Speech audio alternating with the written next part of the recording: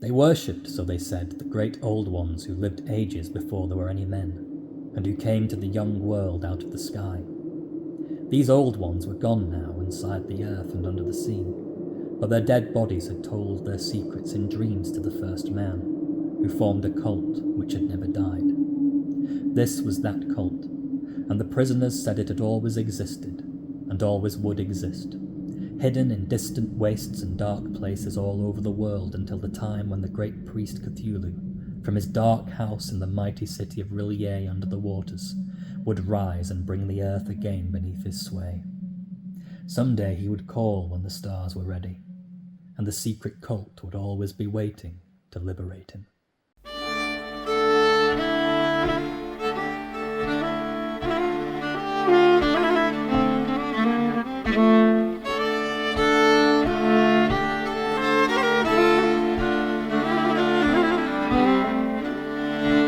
This year, I'll be taking part in Cthulhu Christmas, a December reading event that celebrates the work of American author H.P. Lovecraft, as well as promoting discussion on other stories comprising the wider Cthulhu mythos. The event was devised and co-created by Alan of the channel Big Hard Books and Classics, and Greg from his channel Another Bibliophile Reads.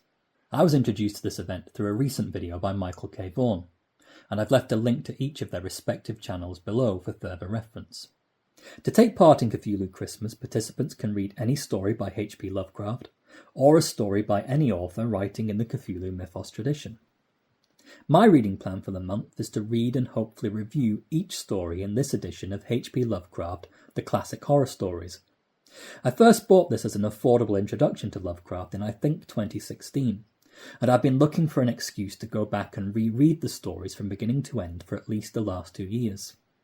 As such, the Cthulhu Christmas reading event is a great opportunity to re-immerse myself in the Lovecraftian lore of Azathoth, Yog-Sothoth, and of course the horror that fills men's dreams, the great Cthulhu itself. While it's not the most definitive edition of Lovecraft's work, this Oxford World's Classic edition did serve as a good introduction to the author, and it does feature several of Lovecraft's best known and most terrifying tales. These include the horror at Red Hook, the Call of Cthulhu, The Colour Out of Space, The Dunwich Horror, The Whisper in Darkness, At the Mountains of Madness, The Dreams in the Witch House, The Shadow over Innsmouth, and The Shadow Out of Time. In preparation, I've already finished reading The Horror at Red Hook and The Call of Cthulhu, and I've made several pages of notes for potential reviews of each. Currently, I'm in the middle of reading the third story, The Colour Out of Space, and likewise I've begun making notes for a potential review of this as well.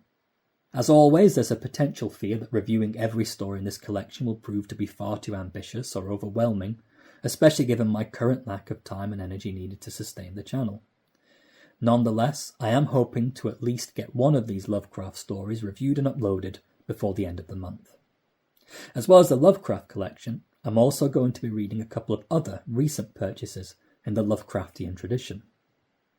The first, New Tales of the Cthulhu Mythos, edited by Ramsey Campbell, first published by Arkham House in 1980, and republished here by Grafton Books in 1988. This anthology includes the stories Crouch End by Stephen King, The Star Pools by A. Antanasio, The Second Wish by Brian Lumley, Dark Awakenings by Frank Belknap Long, Shaft No. 247 by Basil Copper, Black Man with a Horn by T.E.D. Klein, The Black Tome of Alsophocus by H.P. Lovecraft and Martin S. Warnes, Dan Cursed the Darkness by David Drake, and The Faces at Pine Dunes by Ramsey Campbell. The Campbell story also features in my copy of Cold Print, a short story collection also published by Grafton Books, this time in 1985. This anthology contains several of Campbell's Lovecraft-inspired stories from the early part of his career, including The Church in High Street, The Room in the Castle, The Horror from the Bridge, The Insects from Shagai, The Render of the Vales, The Inhabitant of the Lake, The Will of Stanley Brooke, The Moon Lens, Before the Storm, Cold Print. Among the pictures are these, The Tugging, The Face at Pine Dunes, Blacked Out, and The Voice of the Beach. I'm also potentially thinking about buying the Cthulhu stories of Robert E. Howard as a Christmas present for myself. This will further add to both my Robert E. Howard collection and my Cthulhu Mythos collection. But in the short term, I do want to try and focus mainly on completing and uploading, at the very least, a review of The Call of Cthulhu and a review of The Colour Out of Space. So that's my full December TBR for Cthulhu Christmas. If you're planning to read any Lovecraft stories or Cthulhu Mythos stories this year, or if you have a favourite Lovecraft story, or recommendations for other Lovecraftian writers and works, then please leave a comment below. Looking forward to the new year, I'm hoping at some point to upload a review of Salem's Lot by Stephen King. I read Salem's Lot last month and made several pages of notes while I was reading it. Unfortunately, I haven't had the time or energy lately to organise these scribbled ramblings into a coherent script, which tends to be a consistent theme when it comes to this channel. I was also asked in the comments of another video recently if I could read and review Ancient Images by Ramsey Campbell. This is the first request I've had from a fellow reader, and I was incredibly flattered to be asked. So this is something that I'm absolutely looking forward to starting in the new year. As ever, thank you very much for taking the time to watch this video. It's always greatly appreciated. I'll hopefully be back next week with some thoughts on the second story from my H.P. Lovecraft The Classic Horror Stories collection, The Call of Cthulhu.